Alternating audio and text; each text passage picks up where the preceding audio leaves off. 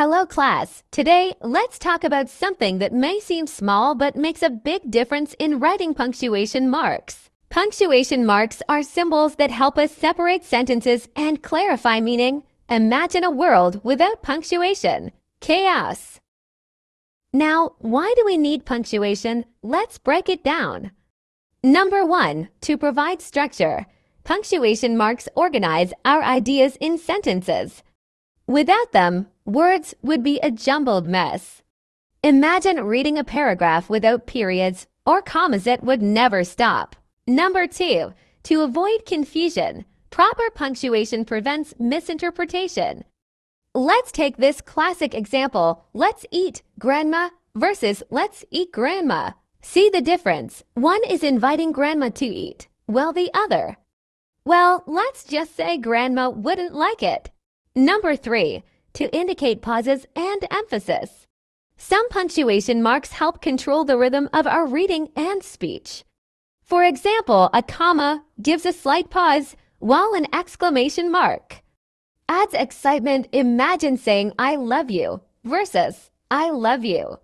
Feel the difference. First step, the period. It's the simplest punctuation mark and is used at the end of a declarative sentence.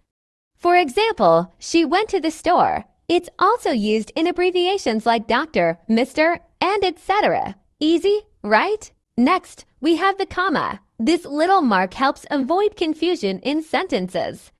It separates items in a list. I bought apples, oranges, bananas, and grapes. It's used before conjunctions in compound sentences. She wanted to go outside, but it was raining. And it sets off introductory elements. After dinner, we went for a walk. So, remember to use commas wisely. Moving on the question mark. This one is easy. Use it at the end of a direct question. Example, where is your book? If you want to show strong emotion, use an exclamation point. Example, that was amazing. But don't overuse it. Too many exclamation points can be overwhelming. Colon is used before a list or explanation. Example, there are 3 primary colors, red, blue, and yellow. It's also used in time notation. The event starts at 6:30 p.m.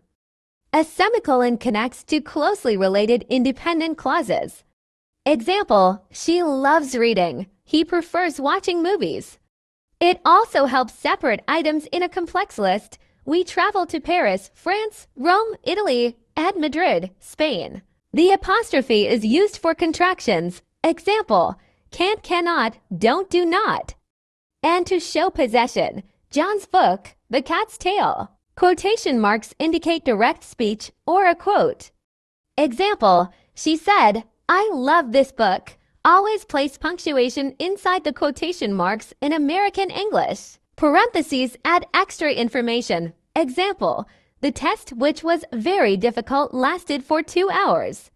It's like a little side note in your writing. The hyphen is used in compound words. Example, mother-in-law, well known. And in numbers 21:35, the dash emphasizes a break in thought. Example, I was about to leave then I heard my name. It's longer than a hyphen, so don't mix them up. Lastly, we have the ellipsis. It indicates omitted words or a pause. Example, asterisk, she started to speak, but then she stopped. It creates suspense or hesitation in writing. And that's a wrap. Punctuation marks make our writing clear and effective. Which one do you use the most? Let me know in the comments.